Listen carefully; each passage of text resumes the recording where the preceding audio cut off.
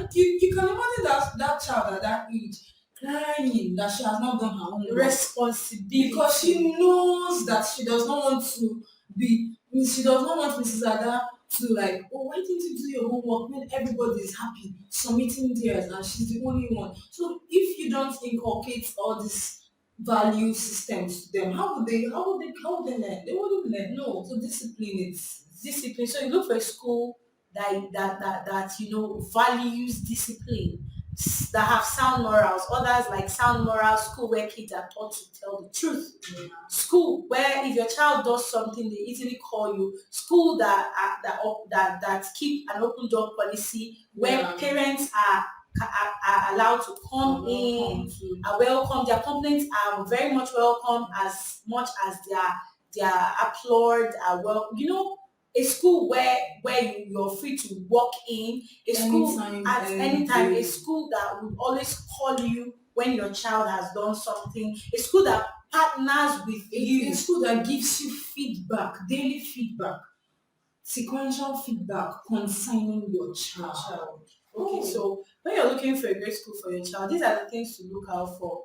I would also say, okay, that it's also good to look out for a school that is known for academic excellence, because we can't finish talking about all of these things without talking about academic excellence. Very And important. how do you know a school is good academically? Now, there's this confusion when they say, the kids in our school, they passed this exam, or they went for this quiz or this competition and they came out with Spelling okay. Are those things enough to be able to say, okay, this school is academically competent? So how do you know that, okay, this school is And learning has occurred in a child. How do we? okay? How do we Okay, know first of that all, occurred in a child? there are two things that makes for an academically fit school, sound school. First of all is a curriculum. You'd say there is no school without curriculum. So as a parent, you should find out the kind of curriculum. That's why you can't parent in ignorance. I don't think it works. Yeah. Like you can't be an ignorant parent. Today, parents just go. Okay, some parents actually identify a good school by their school uniform. That's so sad. My God, But I these love things, the yeah, uniforms these things, and they just like I want my child to put on that uniform. And then you don't know what happens within the walls of the school. You school. don't know. You don't sit down to look at their curriculum. Is it integrated? Is this happening? And okay, so the first is the school's curriculum. That like now because we're talking about academics right now, so you want to know what curriculum they use. There are different curriculums. There's the British curriculum, there's American curriculum, there's Irish curriculum, there's Nigerian curriculum, Canadian. These are Ghanaian curriculum. These are at least the ones have There's also the Montessori system of which teaching. we all Oh, use in this time. this time, okay. Now, depending on your child's level, Yeah. okay. If you want your child to start to further their education abroad, maybe probably their university and all of that. So, how do you start preparing the child for that? How do you even know what's the best school? So you're just going to register your child in a pure Nigerian curriculum school, and at the end of the day, your child has to sit for IGCSE, right? Or write all of those exams. So one of the things to look out for when making the choice of school for your children or child is the curriculum of the school. What kind of curriculum do they use? I said that's one. The next is the quality of teachers they have. No school will go beyond the quality of teachers that it has because they are the core implementers of the curriculum. Yes. So if the curriculum is good, the teachers have to be good as well. Because they are the core implementers of the curriculum. So you're looking out for the quality of teachers a school has. What kind of teachers? Are they academically sound and equal to the task? Are they trained and retrained and provided in-service training throughout their service years as a render to teacher? Because you can't even be a good teacher if you're not being taught yourself. Mm. So these are the things to look out for. You should sit down and do your research. Yeah. You, Go you, for trainings. you should as a prepare parent, them, yeah. if you see opportunity to train, to do a bit teaching trainings here and there, you need it too to be able to follow up on your children. So you look out for the quality of teaching and learning. By doing so, you'll be able to tell if this is the right school for your child. And you can't do that without knowing what kind of curriculum they use. So you should also do your primary research as a parent to what kind of curriculum they use, what quality of teachers they employ, their services, what's the school culture, talking to friends. That was just it for me. Oh my God, you need to talk to friends. Like when I was school hunting initially, I talked to several other people who have raised academically high-flying kids because that's another thing. I said, wow, your child is really intelligent. Did you employ the services of a lesson teacher? No, my child Homeschool. I remember you asking that Mrs. Charles Okay. that did she homeschool the child? No, I didn't know. You understand? So talk to other parents. Say, no, my child's school is doing a great job and I'm comfortable. So please, what school is that? She tells you. So what and what and what? What do you think they do differently that has impacted your child this much? And she talks. That's other ways of getting experiences. So leveraging on other people's experiences, older parents who has gone ahead of you. a long way. They'll tell you their experiences, their falls, where they missed it, where Wow. they came back. Exactly. So you can't be a novice in this journey. You have to ask, you have to inquire, you have to,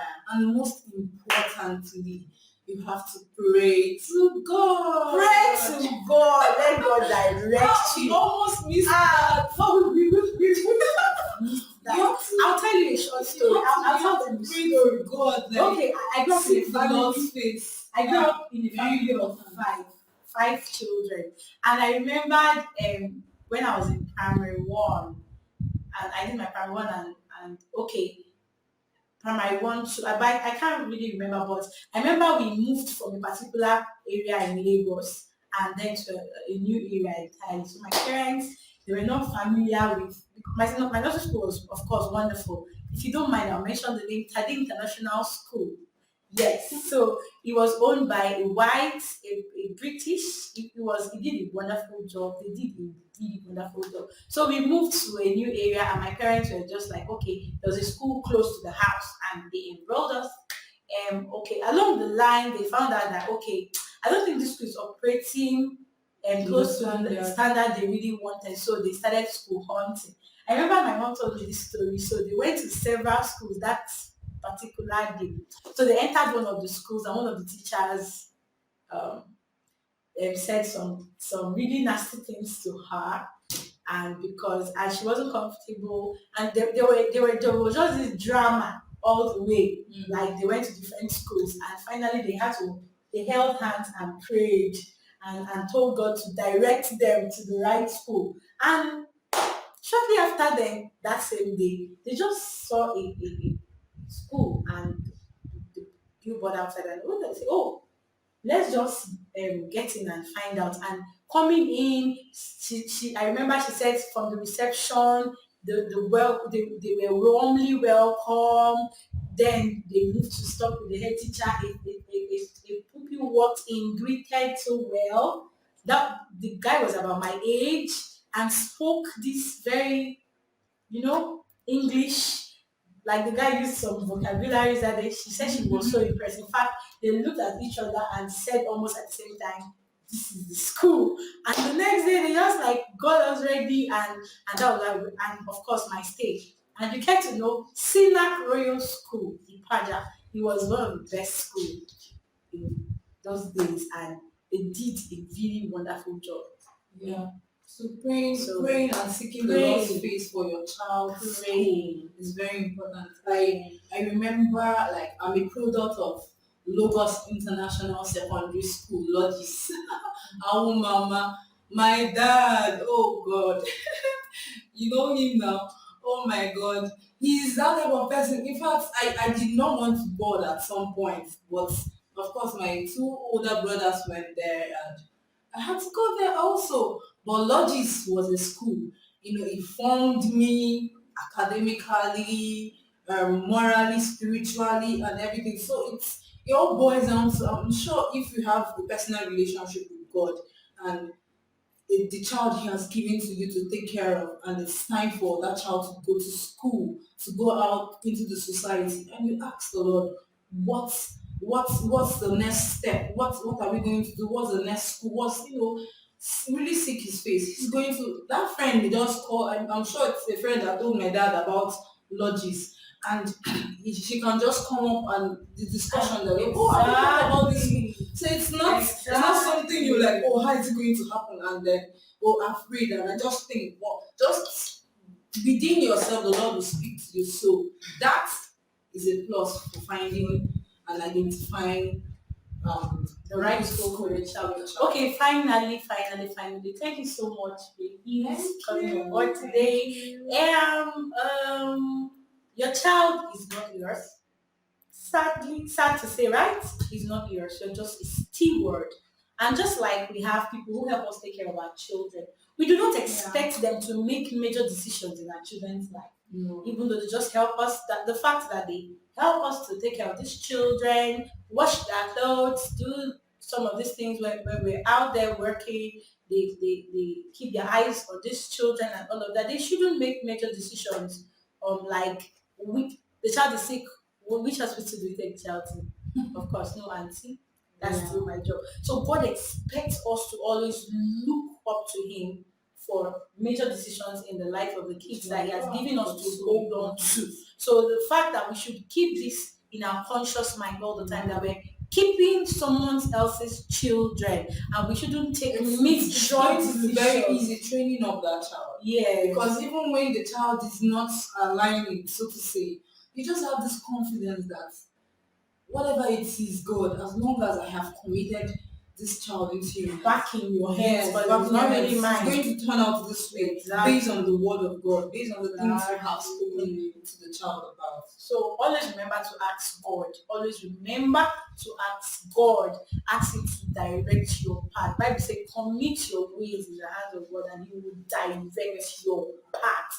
And let Him lead you. Let Him. This is His child. He has a plan. There's a plan. There's a blueprint. He even has a school in mind. Yes, because it's His child. So if you ask Him, He will direct you. He will lead you. You will avoid a lot of troubles. And thank you for watching. Thank you so much for watching. So we'll come your way next time. So please remember to keep all of these things to your heart. Pray to God, also pray to God. And God bless you. Bye. And don't forget to like, share, and subscribe. Oh yes, very important. Thank you so much. Yeah, bye.